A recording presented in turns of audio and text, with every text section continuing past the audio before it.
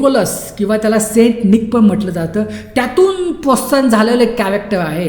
पण प्रियांनो, आता इथं लक्षात घ्या, पण इथं लक्षात ठेवा, जे इन्सायक्लोपीडिया ब्रिटानिया काय म्हणतं की निकोलस असा कुठलाही व्यक्ती 4थ्या शतकामध्ये अस्तित्वात नव्हता. त्याचा कुठलाही पुरावा नाही आहे. म्हणजे निकोलस सेंट निक असा कुठलाही पुरावा नाही आहे. मायक्रोसॉफ्ट इनकर्टामध्ये पण सांगितलं की असा व्यक्तीचा कुठलाही पुरावा नाही आहे. आणि कॅथलिक चर्चने त्यांनी स्वीकारलं की सेंट निकोलस हा अस्तित्वात नाही आहे. कारण जो पोप पॉल जो 6 होता, त्यांनी काय केलं की जी सेंट निकोलसची जी फीस्ट होती, ती फीस्ट कॅथलिक कॅलेंडरमध्ये त्यांनी काढून टाकली, काय माहीत नाही आहे.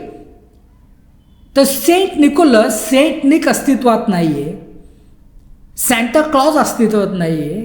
तरी हे जे लोक आहेत हे एवढे तरी सॅन्टा क्लॉज थोडा पॉप्युलर कसा?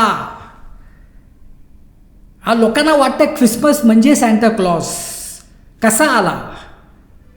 आता प्रियानो, अजून एक गोष्ट आहे की जसं आपण म्हणतो सेंट निक किंवा नेकलस, आता ऑक्सफर्ड डिक्शनरीमध्ये सैतानाचं नाव एक सांगितलेलं आहे, त्याला म्हटलं जातं ओल्ड निक.